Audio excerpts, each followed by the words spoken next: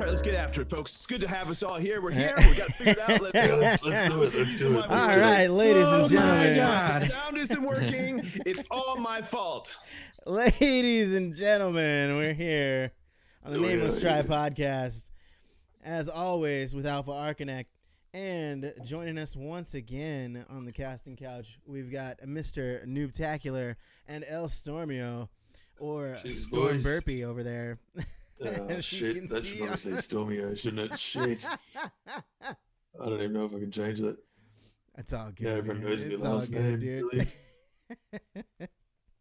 Oh, here we go. Rename. Nice. Stormo. There it is. There we go. Sorry, boys.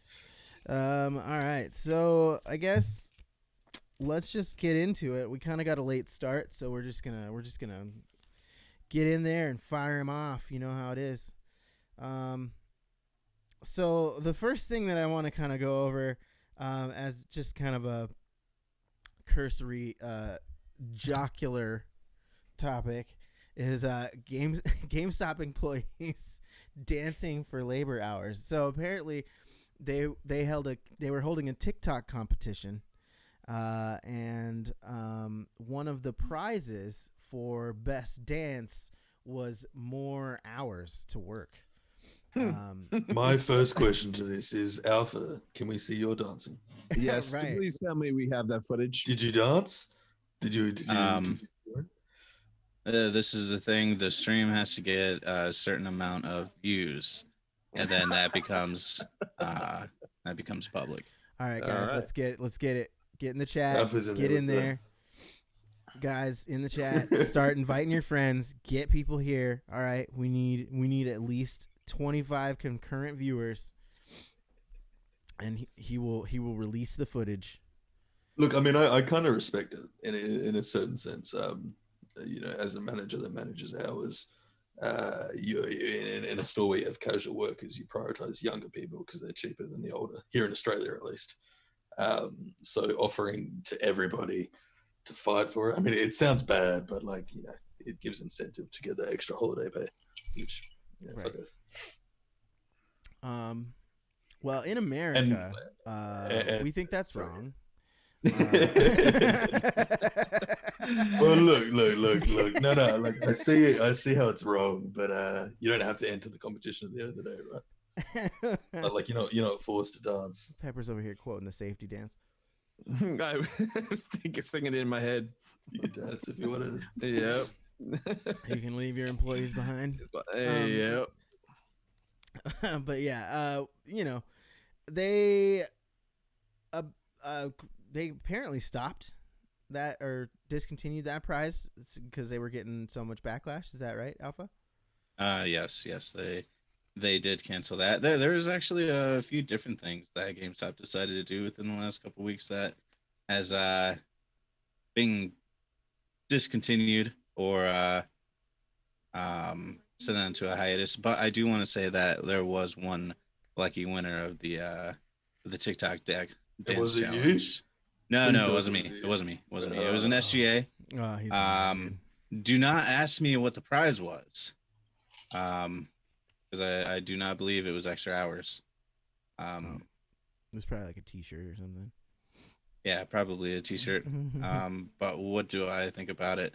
It sucks because most of the time, GameStop, when they do stuff like that, and I imagine other companies, you get like paid time off. You can have days off. You can have specific days off. You can choose. But now, with the amount of hours that a company is giving somebody, they have to incentivize somebody by giving them extra hours. Hey, we will let you work another person on one of your busiest days if you dance for us. Do Here, you dance. guys get double pay though for the working on a public holiday, or not? No, it just depends on the holiday. Yeah. So all right, so I was under the impersonation that they'd get the extra hours on like a public holiday where they normally wouldn't get to work, and then they'd get double pay. It's So that's why I was for. If it wasn't for that, then fuck you that. get to work. Yeah. No, You just get fuck that, hours. fuck You just get No, hours no. somewhere. So yeah, look, fucking disclaimer: I'm not for it. I'm not a bad person. Oh, you can't retract your statement now, dude. We've got it. Oh yeah. You've been quoted. The New York Times is on it. All right, cancel Stormeo for the 5th time. All right, so another thing I wanted to talk about was the Mass Effect Trilogy remaster. So apparently this is not a remake. It is a modernizing. They're going to do an enhanced resolution and visualization. It's going to include all the DLC from 1, 2, and 3, as well as the games, obviously. It's just a whole game of just DLC. It's going to include all the promo armor and weapons from 1, 2, and 3 as well. Targeted for current gen, but they are saying they're going to have forward compatibility. Looks like it's going to be out in the spring of 2021. I mean, we know BioWare. Like, can they fuck this up? Is there a way they can fuck this up, guys? Yes. The only way that, well, there are several ways, but one way they can fuck it up is they can pull a Final Fantasy VII where they can sit there and they can break it down into parts. But the fact that it doesn't sound like it's a reimagining means that probably won't happen, where they won't have any extended additions to it to kind of enhance the story. If they do that, then because that's the only reason why I didn't buy Final Fantasy VII. As much as I wanted to play it, and as beautiful as it was, the idea of actually just paying for a part of that particular game and a large amount of money for that part and then have to wait for it. If they pull something like that, then yeah, you're in trouble. Now, if it's just like a package deal, you get 1, 2, 3, and here it is. Oof, sign me up today. For sure. Zombie says that they'll mess it up. They yeah, apparently it's just a remaster. They're not gonna add anything or change anything. They're just gonna update the graphics and the mechanics and stuff. I'm not even sure that they're gonna even update the mechanics. So far all they've alluded to is updating the resolution and visualization. Whatever the fuck that means. I mean, let's be honest. It was a great series, and there's a whole generation of kids out there that never had a chance to play it. So, I mean, at the end of the day, it will resonate because the story still resonates today. I mean, it was that good of a story. So they'll sell, but for those of us, that have played it in the past that already know how it goes, and those who've probably watched the YouTube playthroughs and seen all the cutscenes, it's kind of maybe, but at the same time, it's a good financial play. I mean, they don't have a whole lot going out there right now anyways, so might as well. Alpha, what do you think, bud? You guys are gonna hate me. Uh-oh. Bold of you to assume I don't already, mate. Don't you tear, don't you tear down my Mass Effect. Wow, you're gonna loathe me now. Mass Effect is a series that I never got into. So I know Tripod. I listen to oh god. No, put him back up. Put him back up. Don't get the neuralizer out. It's coming. No, that was during Justin's Dark Age of Gaming. That is a coin term that I use multiple times. Mm-hmm. And after Mass Effect 1 and Mass Effect 2, I didn't have a chance to get into Mass Effect 3 or Andromeda. Tripod, I know you played Mass Effect Andromeda and everything. I know you played all the other Mass Effects, but it's not something that personally I got to get into. So is this a great opportunity for me? Yeah, it is. I'd love to play the Mass Effect games because I have played Dragon Age games. So I can only imagine that you have the same amount of care that went into Mass Effect that went into Dragon Age and everything. But I think this would go into the big question of, how many games is this? What we have to look forward to in the future of gaming are remasters of all the old games that we used to play, and they charge us another $60 to play them. Welcome to the movie industry. I mean, right. Exactly. I mean, exactly. the thing was that video games went the route of the movie industry by just going into the storytelling business in the first place. So it's not, I wish I could act surprised by this, but at the end of the day, they watch the movie industry. They see how remakes and remasters do, and they see people still pay for that, and they're like, well, it is a lot easier to re-up something and polish something than to actually remake or redo or come up with a new concept and idea. I mean, that's what the movie industry is. It's just a recycling of stories over and over and over again, and then once in a while you get something unique and new, and that ends up on something like Netflix instead of at the big, in the big time. Right. So yeah. I mean, and this is basically what this is. This is what Final Fantasy VII was. I mean, Final Fantasy VII, at least they did add other parts to it, and they kind of extended the story. But again, to make a buck, then that's why. Well, and they did announce that they were working on a new Mass Effect as well, a new title. But they're still in the early stages. It's probably going to be years before we see anything from that. And then there is also a new Dragon Age coming out. That they're working on as well. Zombie says they'll probably use the Frostbite engine instead of Unreal. Honestly, I'm not upset about that at all. I don't think the Unreal Engine is. Careful what you say here, Tripod. I'm gonna. I'm actually. I do believe Stormy is going to be coming to borrow that analyzer here in a second. I don't think the Unreal Engine is as advanced as everybody thinks it is, and I think that there's some room for improvement. But look, I think from I'm not saying that the Frostbite engine is better. I'm not saying that at all. I'm just saying that I think there's a lot of these engines that are not as advanced as people think they are, and that they're kind of like, look at Bethesda. Their game engine is archaic compared to a lot of other ones, and they're still just limping by with it. So I feel like there's not as much of an incentive to increase the level of technology that goes into your engine as there should be. I mean, I think there's a lot of pre-standing notion that the engine defines the goodness of the output of the quality, right? The engine is literally just a framework, whereas the developers build upon the engine. So you could take something like Frostbite, you could take something like Unreal, and you could take something like Unity, and you can still produce the same level of detail output, given the fact that the developer has time, but it's the time versus what you get out of it at the end. So you have that initial, Unreal has that initial rendering beautifulness to it, versus Unity has the shitty rendering. But talking about engines being advanced or whatever in comparison to each other is a hard thing to compare when you're looking at it on the end user perspective. Sorry. That's exactly what we were looking for. I was a game developer for 4.5 years professionally, so. See, that's and then yeah.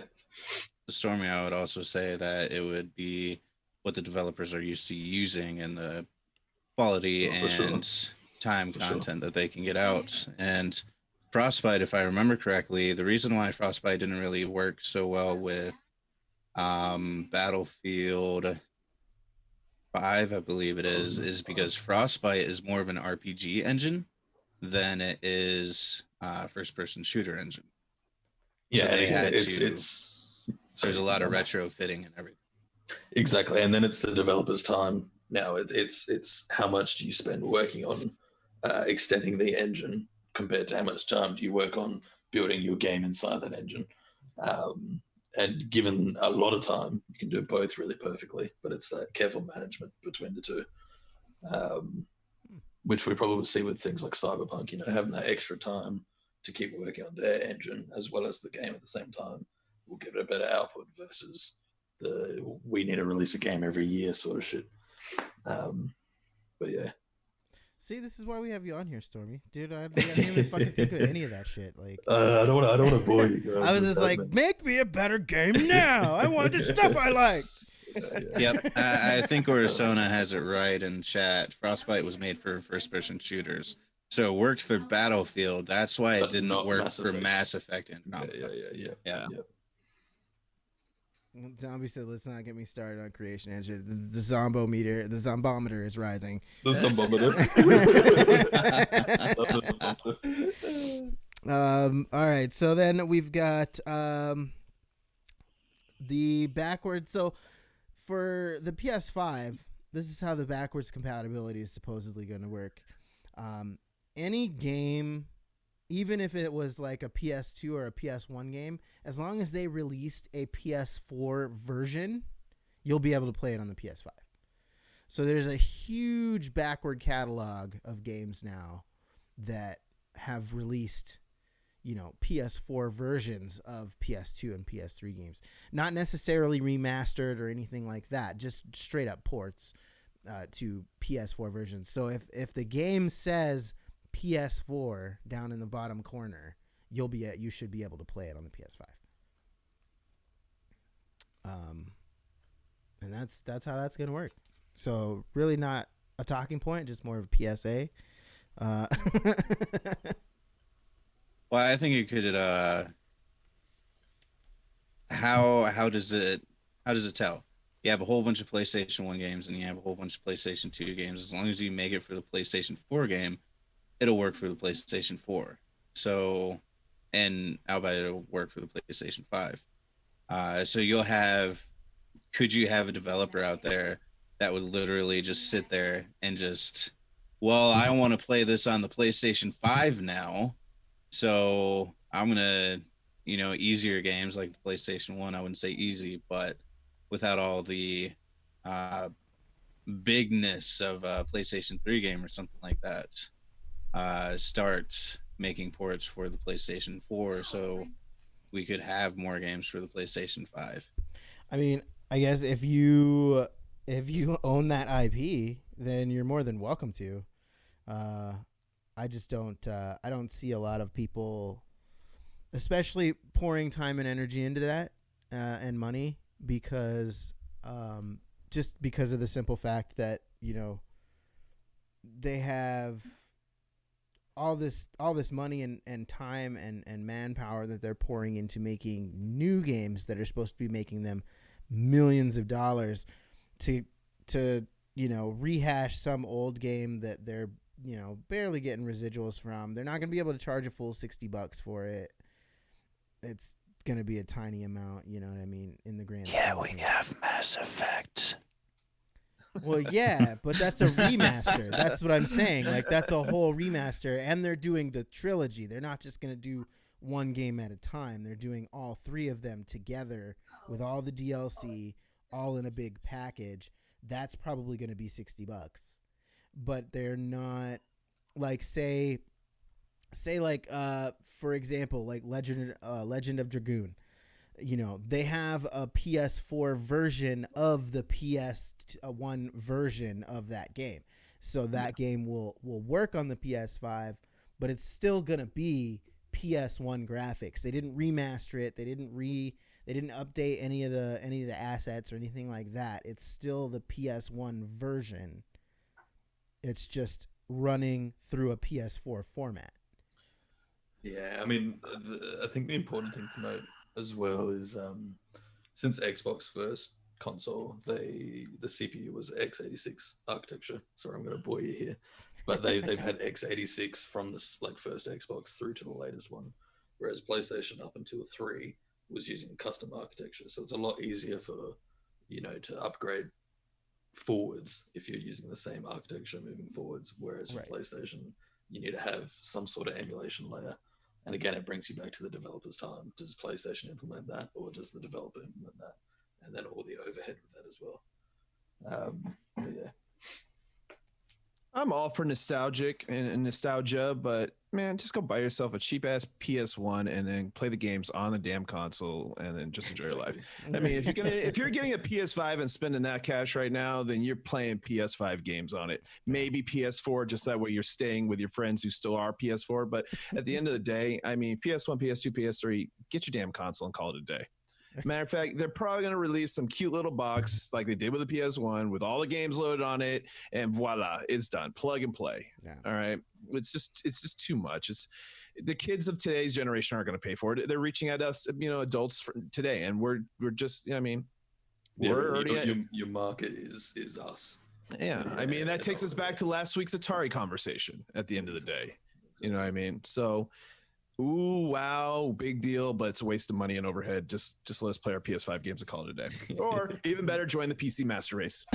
Hey, welcome, noob. You're finally joining us. Oh my god. So in other gaming news, Tripod, Newbie played some Tarkov with Vito Yeah. on the PC. Yeah. Mouse and keyboard. So much fun. So much fun. I mean, all right, what's next? Played some Tarkov is kind of a loose term.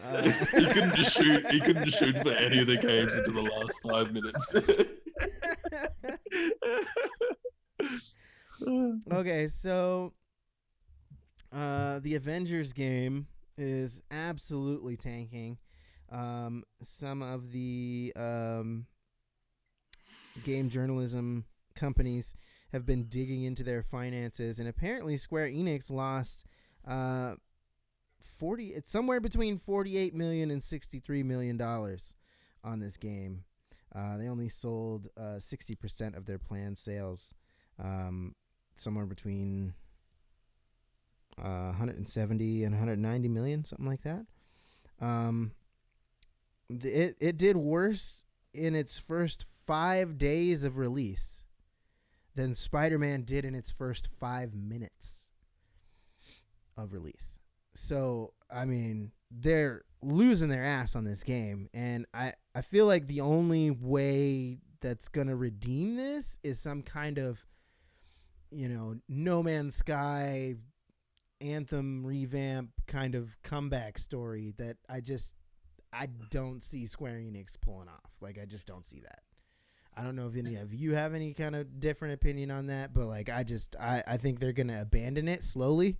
I don't think they're going to abandon it like right away. They want to make it look good.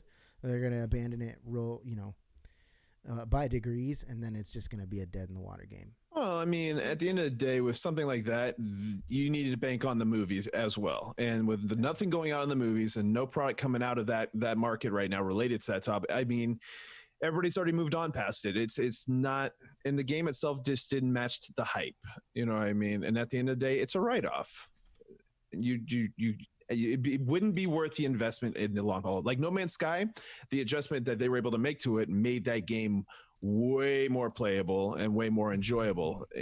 The amount of money they would have to put into that and then redo it at the gamble, it's not worth it in the long run. You know what I mean? So, I mean, if you enjoyed it, great. But if you didn't, I mean, sorry, they took your money and move the fuck on. Orsona says, talking about the Avengers game? Sorry, doorbell.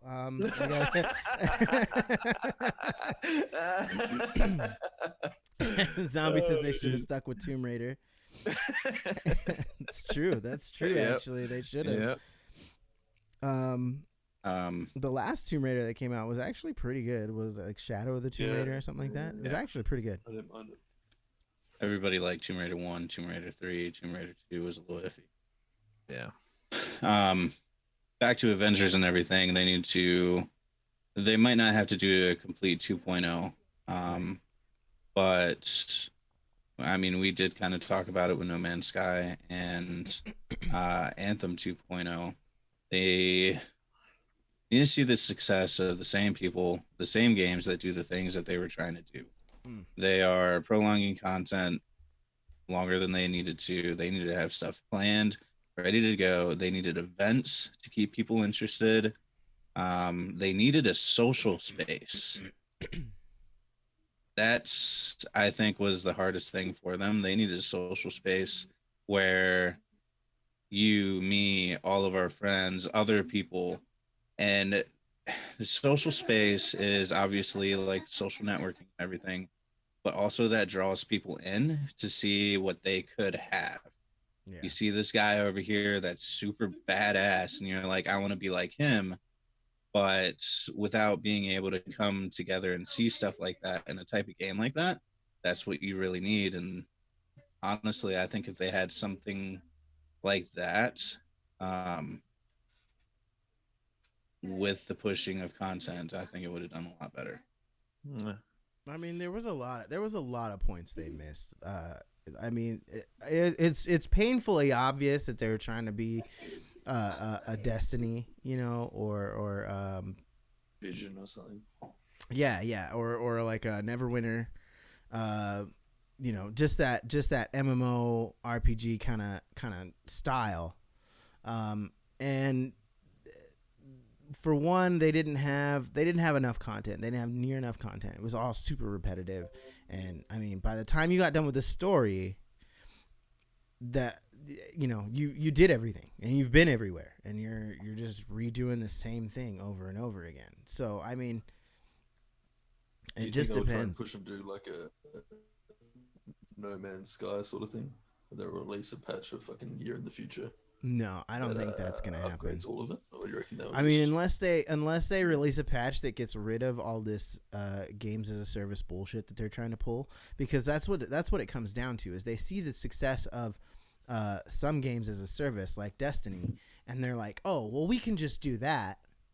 But they don't see all of the things that go into it. They don't see all of that. All they see is the marketplace.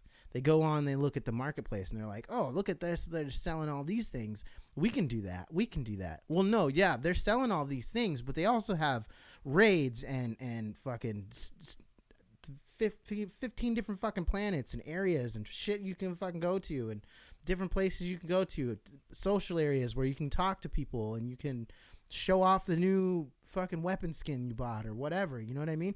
So like, they're seeing a very small portion of a game that they want to emulate, and they're emulating that and building their game around it rather than building a game and then implementing those things into it.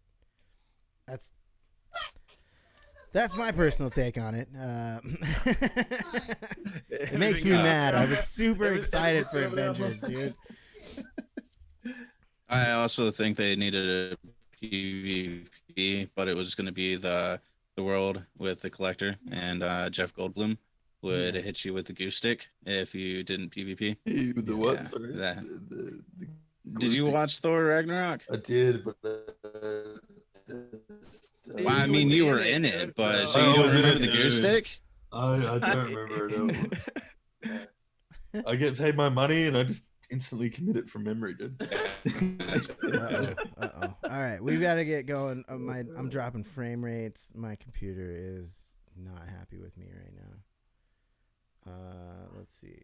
Let's close Pepper Jack says, I do apologize. I was really hoping that you guys couldn't hear her. We've been hearing it the entire time. Oh, yeah. I was actually getting nervous. She's gonna come in there and whoop Alpha's ass. All right. She might. You never know. She's feisty. So our real major story is Twitch copyright strikes. Twitch news. So they've had thousands and thousands of DMCA complaints coming in over VODs and clips that are years old. And I think they said it really well in their email. They handled it really bad. They kind of just told people, well, we're going to delete some stuff. And if we didn't find it, you've got to find it and you've got to delete it. But then that also doesn't even help, because people will still complain and can still write a DMCA complaint. And so there's been people that have been getting banned. Shadow banned. It's been crazy. Yeah. I think they said it well as well. Like they said, until May of this year, streamers receive fewer than 50 music-related DMCA notices, and now it's thousands a week. Yeah. But I mean, as a giant corporation that deals with created content, like, there's no way they didn't see this coming. Like, you can't tell me you didn't see this as a company, that this was a possibility. If you didn't, then like, stop running a company. What are you doing? What are you doing with your life? Like, you're making all the wrong choices. I mean, it's Amazon at the end of the day, dude. They're not going to stop. Yeah, literally. Yeah. It's rough. It's rough out here. It's rough out here for a creator. You know what I mean? Mr. Pepperjack says they apologized for how they handled it. Yeah, so that makes it all better, well, guys. But an apology versus actually doing something, Thanks, guys. I mean, here we left you out to dry, and we're so sorry for it. I mean, come on. But with that said, at the same time, as a content creator too, it's not like, I mean, ever since even when YouTube was first coming out, you knew that you can't play certain music, and you can't. There's so many music services out there like Epidemic and all the other ones that you can use. So there's a little bit on the creator as well. I mean, it's common sense. But then there's situations like video games where, like with the riding around in Call of Duty on the rovers with the new music playing in the background, like Skrillex and stuff. Even that you can't. But they would have licensed that. Though, yeah, right? you can do it because that license for the game was specifically for your home. So technically, they can get you just for that little bit playing out of the video games too. Yeah. So we're as streamers and content creators, it's a rock and a hard place kind of thing. You know what I mean? At the end of the day, somebody just needs to lay down the rules, and then at some point enforce them in a way that doesn't, come across as harsh and unthought out as what they just did. I had to turn off my game music for Rogue Company because there was a song in there.